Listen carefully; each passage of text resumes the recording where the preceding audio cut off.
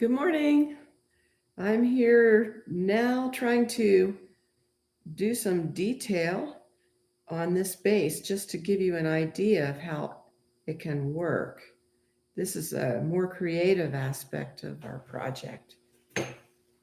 And I have a piece of juniper wood, which I'll show you. It has all kinds of great texture and curves.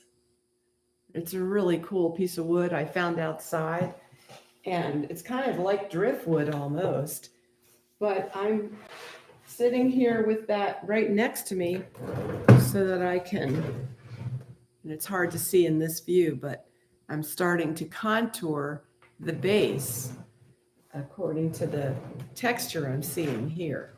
So out west here in Arizona, we're in northern Arizona, you can see my coat's on today because it's cold, but we have a lot of juniper naturally everywhere, and old pieces are on the ground, and it's like finding driftwood for people who live on the beach. So that's neat. But what I'm doing is I'm just creating these parallel contours, just like I see in my sample. And when I'm all done with the contours and I see that they look right and they're sort of parallel contours, you don't want to go like this, this, this. You want to carefully draw almost like little parallel roads that don't cross each other to get this particular texture. Now, other wood textures would be done a different way. And in future projects, I'll show you that as well. But I love the artistic, creative aspect um, to juniper wood. It's just a great subject. And so what I'll do is I'll go through and contour carefully the wood with my tool. I like an angle tool for that. And then as I go through it and get it done, I'll take a dry brush and just brush it down just to soften it a little bit. I don't want to take away the detail by pushing the detail out, but I just want to soften that so it doesn't look like I carved it with a tool. It looks more natural. It's hard to see that from here, but in the end, one of the great things about texturing your base with whether it's rock or wood, and we'll show you different ways to texture, is when you go to apply a patina, if it's bronze or if you're going to paint it, polychrome they call it, for plaster, which probably we'll do first here so I can show you that idea, that process. It holds the deeper color, and it's kind of like doing, wood staining. It's a pretty effective way to create a nice contrasty base. And I'll probably do kind of a grayish tone, this is almost like a yellow gray, a warm gray, which would work perfectly with the warm colors, either whether we use a patina or actually polychrome coloring for the owl. Good morning, Mark. So we're just being a little slow due to the cold. You probably see I'm wearing a coat today. It was down to 19 degrees Wednesday morning. I just couldn't even work out here. Now the temperature's coming up, and the garage itself is still holding the cold. It's probably warmer outside, but it's still, I love my studio out here. I don't want to take it inside. And you get little pieces of clay everywhere when you're working. It goes all over the place, thus the apron. And I don't want to track it inside. I have a little mat here, so I don't track it inside. One of the things as you're working, it's always nice to pick up your pieces as you go. First of all, you'll save money on clay. If you collect up your clay and don't get it all over the ground and ruin it, it's expensive. And then second of all, just the neater you keep your work area, the more focused you can be on your work. You don't get the distraction, even subliminal distraction of all the pieces everywhere. But what I've decided to do, and I haven't done the other side, I haven't worked for a few days because of the cold. What I've decided to do is get a mold done on this next week, probably, when this will be done. And I'll get the mold done, and it'll be like what we call a waste mold, which means I just want one cast out of it, which will be plaster. And once I get the plaster back, I'll do the cut through through the legs. And any cutting through, I may have to reinforce those legs even in plaster, but I want to do the cut through when I don't worry about it all falling down if I try to do that now. So I have my, let's see if I can show you my picture. Here it is, right here. And as you can see, my original drawing shows that the legs are standing free from the body, and there's sort of a space cut through here. But if I'm going to have a mold done on this, I might take it down a little more, but not so much that it could jeopardize the weight of this piece cracking and falling off. This is very hard clay. It's Chavant by Clay. Clayette by Chavant, and it's the third, the hard, Clayette hard. And what's great about that is it's very good to hold a lot of sharp detail in the clay stage. It doesn't dry out because it's oil-based clay. And what I do is I heat, and over here you can't see, but I have a hot plate, and I'm heating the clay, and it's just so nice. It's not too hot. It's just perfect. And if I want to add, I can. I also have, if the clay surface gets too cold out here, I have a heat gun, and I can safely heat that surface up so it can hold more clay. But usually it adheres pretty well. You just push it on, and I'm going to put my clay back there because I don't need it right now. Just to give you some ideas. Whoops. I didn't mean to do that. Here's how the clay looks when you get it in bricks. It's oil-based, non-toxic, non-sulfured, and that's important because it can hold a rubber mold without reacting to it. So I don't know if you saw it again. This is the hard Clayette. I get this at sculpturedepot.net, but there's a lot of other places. And like I was talking about, it's by Chavant, a clay company located in New Jersey that's been around for 100 years and specifically was founded to give clay to the automobile industry because they would make full-size cars using this kind of clay or a similar kind. It did have sulfur in it for a long time, which helped the workability of it. But with today's mold making materials, the rubber mold making materials specifically, that sulfured clay would react badly with the rubber mold material and other things as well, like armature.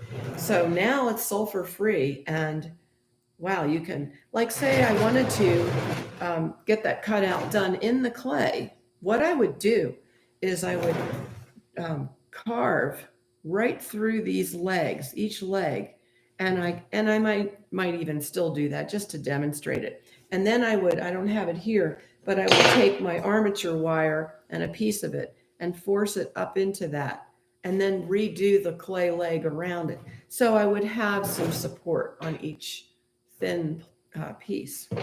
So that's a possibility. I know from my mold making past that if I just keep this connected here, it is so much easier for the mold maker to, or even myself, if I were to do it, to partition this piece, put a rubber mold on, put a mother plaster mold on that, take out this original from once the mold parts come apart, put the mold back together. Now you have that negative space in there, and turn it upside down, secure it with like a strap. There's mold straps or other ways you can bind it with packing tape. And then you need help usually, but pour freshly made plaster into that negative shape, let it set up, take off the mold. Now you have the plaster model.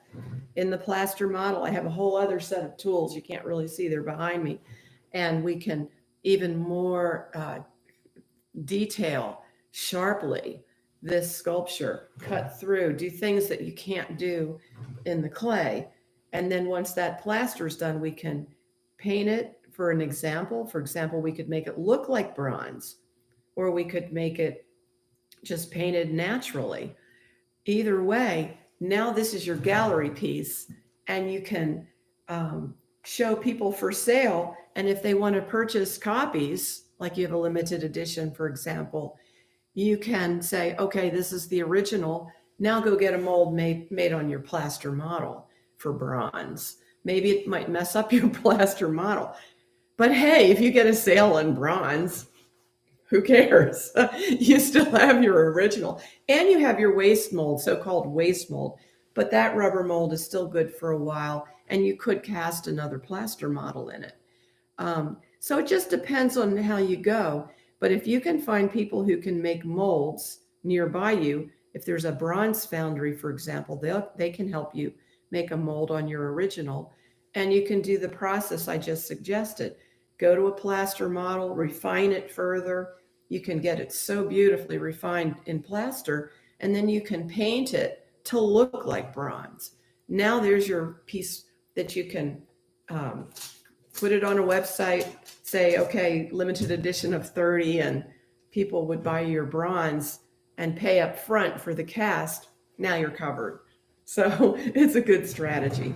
But I would suggest the oil-based clay. I mean, I know a lot of people love the water-based clay, but if you're starting out, to start out with the oil-based clay, you'll have a lot more options, and the workability is forever. I mean, it doesn't degrade. Now, this is very hard. There's also softer oil-based clays to help you get started. Or if you just want to work out fast designs, there's really soft plasticine, and you can kind of work out your ideas.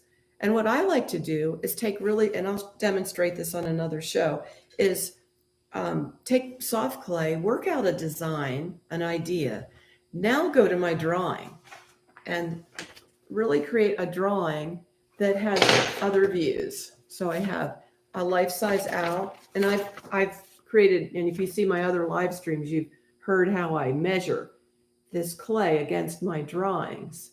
So I'm able to, and here's some headshots, I'm able to measure it from every angle. And that really, oops, I don't want to cover that up. See, this is all the same dimension. And I just use, in this case, I'm using calipers, but I'm going to get some new calipers that are more suitable to sculpture. I've had this forever, and it works great. So anyway, if it ain't broke, don't fix it, as they say. So I'm going to continue on contouring this, and I'm going to continually observe this. You don't want to, even though it's more creative at that stage, you don't want to, I'll show this close up again. This is my piece of juniper wood I found, which is giving me some inspiration for the texture of the base. So it's fun to do. I mean, because you're not so constrained, like eyes. I have to make sure I'm like really focusing to do those eyes, or the feathers, or any of these other parts have to be, to me, accurate. So I'm really focusing in. But then when I go to do the base, I'm having fun and just kind of being creative. So, just parallel lines, as I'm seeing here, these are just parallel lines moving in a kind of a pattern. And so I'll do that, cut them in, and then take my dry brush. At the end, I will take a brush moistened in, where did I put my brush? There it is. Oops. Moistened in alcohol. And that will really give me a nice refined look. But that gets the crumbs, the clay crumbs off, and just softens it so it looks a little more realistic. The other thing I wanted to talk about before I leave, I'm going to get my tool here, just dropped, is lighting. The lighting really makes a difference on how you can center, like, for example, doing the face. If you try to do lights like one here and one here, and you have it going like this, it'll throw you completely off. This light is the same light that we used for, it's just this old fashioned, of course today it would be LED, but that long 18-inch bulb is just perfect for lining up. Like I would fix my light over, now you can't see the face and I'm looking at it, but that perfectly aligns that face so that I can see this side to that side. But if you try to do different kinds of light from each side, you'll be really thrown off and you will not be able to get your features centered. It's really hard to do. So I just wanted to throw that little recommendation in. These are really old, but man, are they great.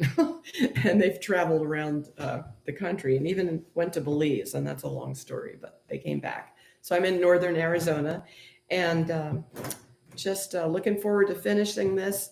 My mold maker appointment's next Friday, so I have to have it done by then, and I'm planning the other sculptures I spoke about. So I'll sign off now, and I hope, if you have any questions, I'll have the live stream up after this, and just put in the comments any questions you might have, and I'll be glad to answer them. So anyway, have a great day, everyone, and see you on Monday. Bye-bye.